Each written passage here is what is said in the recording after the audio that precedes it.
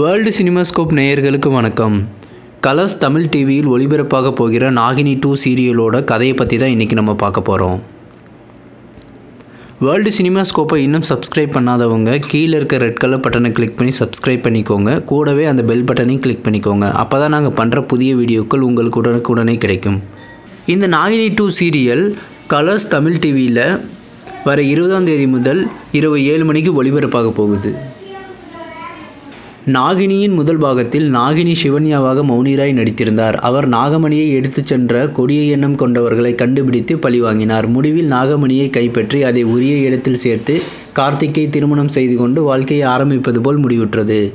கார்த்திக் சிவன்யா தம்பதியருக்கு சிவாங்கி என்ற மகள் பிறக்கிறாள். பிறகு கார்த்திக் இறந்து விடுகிறார். 25 வருடங்களுக்கு பிறகு சிவன்யா தன் மகளும் இச்சாதாரி நாகமாக மாறி துன்பப்படுவாளோ என்று பயப்படுகிறார். ஆகவே அவளுக்கு திருமணம் செய்து வைக்க நினைக்கிறார்.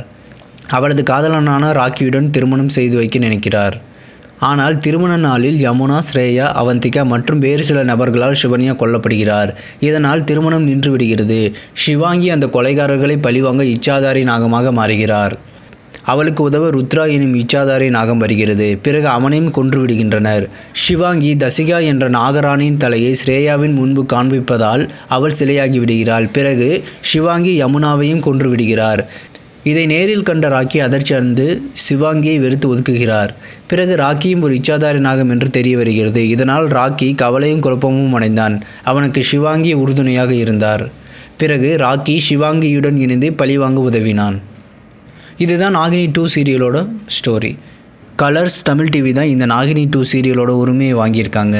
ஏற்கனவே நாகினி தமிழ் ரசிகர்களிடம் மிகுந்த வரவேற்பை பெற்றுள்ளது.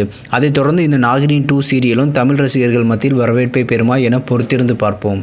இப்போதெல்லாம் தமிழ் ரசிகர்கள் ஹிந்தியில் எடுக்கப்பட்ட சீரியல்களின் தமிழ் பதிப்பை பார்க்க மிகுந்த ஆர்வம் காட்டுகின்றனர்.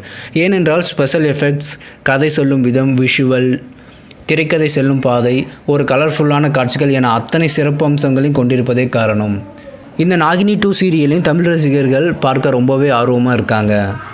மீண்டும் அடுத்த வீடியோவில் சந்திப்போம். இதுவரை வேர்ல்டு சினிமாஸ்கோப் சேனலுக்கு ஆதரவளித்த அனைவருக்கும் நன்றி.